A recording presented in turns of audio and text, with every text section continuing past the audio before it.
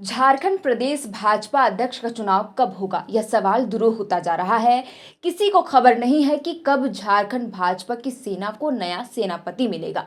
वजह क्या है जो प्रदेश अध्यक्ष के चुनाव में इतनी देरी हो रही है? क्या शीर्ष नेतृत्व तय नहीं कर पा रहा है कि किस नेता को प्रदेश अध्यक्ष नियुक्त किया जाए?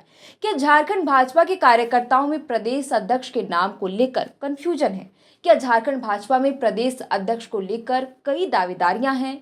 क्या झारखंड भाजपा में कई दावेदारों के बीच गुटबाजी हो गई है? झारखंड भाजपा को नया अध्यक्ष मिलने में इतनी देरी क्यों हो रही है? समस्या कहाँ है? इस वीडियो में हम इन्हीं सवालों का जवाब तलाशने की कोशिश करेंगे।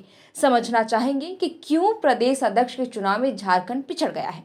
गौरतलब है कि झारखंड में प्रदेश अध्यक्ष के चुनाव में कई दावेदार हैं। रघुवर दास, मनीष जायसवाल, प्रदीप वर्मा, रविंद्र राय, अमर कुमार बावरी और आदित्य साहू जैसे कई नाम भाजपा प्रदेश अध्यक्ष की रेस में इस्तेमाल किया जा रहा है, लेकिन अभी तक संगठन किसी ठोस नतीजे पर नहीं पहुंचा है। दैनिक हिंदी हिंदुस्तान की रिपोर्ट के मुताबिक इसका मुख्य कारण झारखंड भाजपा में सांगठनिक चुनाव में हो रही देरी है।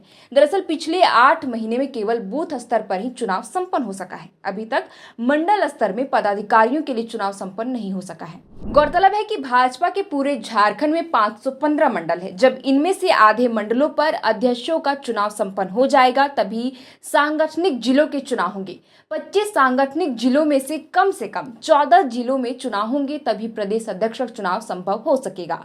दरअसल यही आधे जिला अध्यक्ष ही मिलकर प्रदेश अध्यक्ष का चुनाव करेंगे।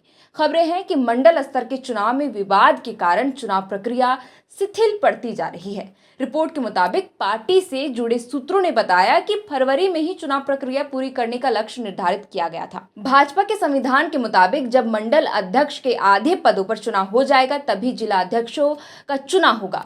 जब आधे जिला अध्यक्षों का चुनाव हो जाएगा तभी प्रदेश अध्यक्ष का चुनाव किया जा सकेगा। गौरतलब है कि पूरे देश में भारतीय जनता पार्टी के कुल 37 सांगठनिक राज्य हैं, जिनमें से 19 राज्यों के अध्यक्ष मिलकर अध्यक्ष का चुनाव करते हैं। झारखंड भाजपा के नेताओं ने तर्क दिया था कि महाराष्ट्र और झारखंड विधानसभा चुनाव की वजह से झारखंड में समय पर सांगठनिक चुनाव नहीं हो पाया, लेकिन सियासी जानकार इससे सहमत नहीं हैं। उनका मानना है कि झारखंड में महाराष्ट्र के साथ चुनाव हुआ। महाराष्ट्र में तो सांगठनिक चुनाव की प्रक्रिया पूरी हो चुकी है। वहीं 1 जुलाई को रविंद्र चौहान को प्रदेश अध्यक्ष भी चुन लिया गया।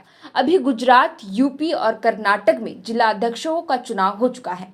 अगले कुछ महीने में पश्चिम बंगाल, आंध्र प्रदेश, मिजोरम, पुडुचेरी, तेलंगाना, उत्तराखंड, हिमाचल प्रदेश, त्रिपुरा, अंडमान निकोबार और मध्य प्रदेश सहित कई राज्यों में प्रदेश अध्यक्ष का चुनाव हो सकता है।